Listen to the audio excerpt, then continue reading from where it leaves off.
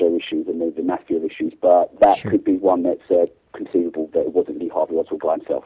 Sure, and that seems like, sort of you allude to, is if you introduce another gunman, you don't necessarily need to bring in the stigma of the Castro, mafia, government, all of the, other stuff. You could just have two people who just, sort of work together, or maybe act, but in a sense acted in an isolated way than some of the other agencies that other conspiracy theorists bring in. Oh, yes, I completely agree with that. I mean, this is what we're talking about here, is how conspiracy theories start and become convoluted, and they become snowballs that roll out of control. So we could propose that it wasn't Lee Harvey Oswald by himself, and it was two men. Whatever their goals were or motivations, we couldn't say. But then that's one point, and then jumping to another logical conclusion that it was the mafia, it was someone that didn't like JFK and turning from the US government, it was something to do with Castro Cuba. That's a whole nother realm of argument that will need further evidence and justification, and that is really how conspiracy theories start. If you look at 9/11, how the conspiracy theories themselves have evolved. I mean, it first started off with a documentary like Loose Change, in terms of maybe the hijackers didn't hijack the plane, and then years later you've got all kinds of convoluted arguments in terms of it was a military plane. If it wasn't a military plane, then what accounts for the people on the planes phoning their loved ones, telling them the plane's hijacked? Then people explain that must have been pre-recorded voices by the government. This kind of stuff, where the more illogical and extreme the argument is, the more extreme the evidence needs to be. And this is how conspiracy theorists use theory, because really what they're trying to explain is something quite fantastical and almost outlandish. So the evidence they use is also going to be quite outlandish. Yeah, there's a lot of special pleading that goes on as they try to explain all of these questions and these inconsistencies in their theory.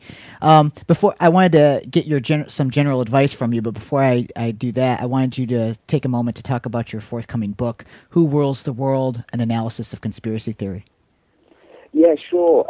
It's as I said at the beginning, it's analysis of conspiracy theory from the perspective of social science, incorporating all the disciplines, and I'm essentially arguing in the book that conspiracy theories can be addressed by the social sciences like any other social phenomena, and that's what we've touched upon briefly today.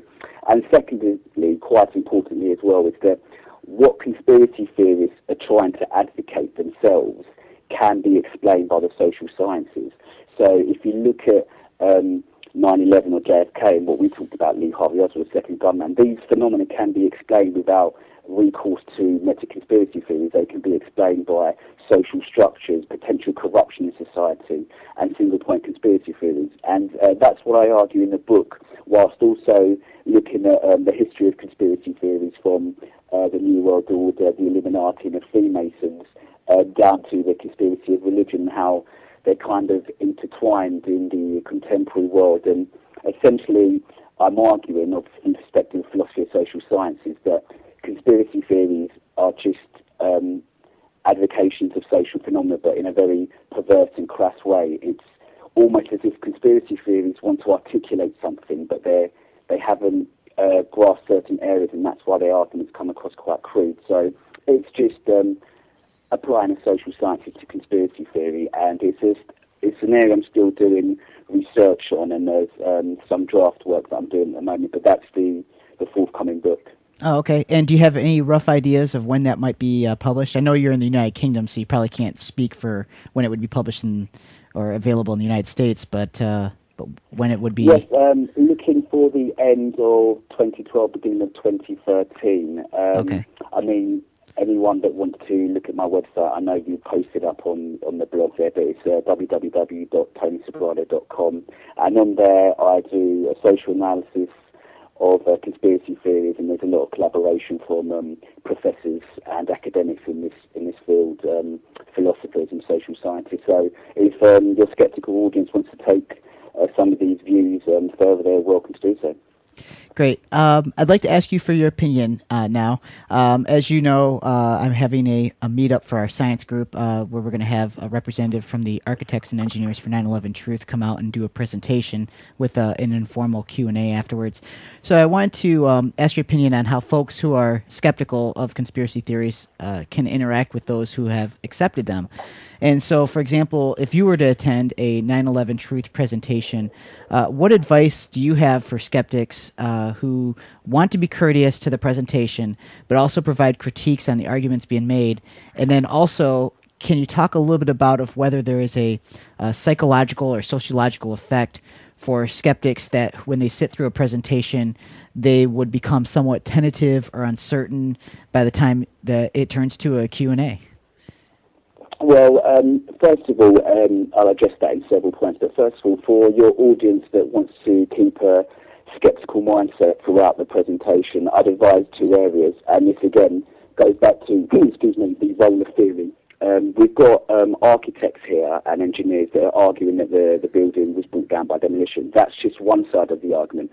There are other engineers and architects that will demonstrate to you how the buildings were brought down by fire. And for any of your listeners that want to go into this further, I'd recommend looking at the book that Popular Mechanics did, which was an investigation from engineers explaining how Tower 7 and the Twin Towers themselves were brought down by fire. So, first of all, when you go to listen to this engineer who's advocating that it was a demolition, just remember, on the other side of the argument, there'll be other engineers that will be telling you that it was brought down by fire. So, there's two sides to every story there. What I would also say is, it goes back to our causality in the natural and social world, where these engineers in the 9/11 Truth Movement will tell you how the building was brought down by demolition. Listen carefully if you can, and if they make any arguments about how that links in to the government being responsible for this and for social agents behind this. And I'll be very surprised if they can link the demolition to illustrating that the government was responsible for it. So that would be the areas that I would listen to. I would really listen to how he can explain to you, using evidence, that it was the government that was responsible for demolition. Okay. And just touching back on the second part of my question, because I know that you study sociology and psychology to a certain degree, I was wondering if there was any kind of effect that sometimes that makes skeptics tentative. And the example that I've often used is I've gone to psychic fairs before where, I'm very skeptical of psi phenomena, yet as I'm getting a reading, I tend to almost sympathize with the person and want them to be right. It's kind of a perversity, but I've also talked to other people who feel the same way. And so I was wondering if there's a similar type of effect that you might be aware of where it doesn't even necessarily have to be in a formal presentation, but with talking to someone who's very passionate about their belief in a conspiracy theory, in which it sort of forces someone to sort of become a little bit more hesitant in responding and critiquing. Well, I couldn't demonstrate it in terms of conspiracy theories, but I can demonstrate it in terms of social interaction on a larger basis. So this is an area called social contagion in social psychology. So as you demonstrated, you might go to a psychic meeting and you kind of empathize and you kind of feel that the psychic may be onto something. You go to church and you're there with the grandeur of the rituals and you kind of may be quite empathetic to the existence of God. And this would happen in anthropology as well, where anthropologists go to a country and it's termed going native, where they kind of engross themselves in the values and belief systems of the cultures, whether it's completely divorced from the Western world. But this happens in all social situations. So listening to a conspiracy theorist will be no different.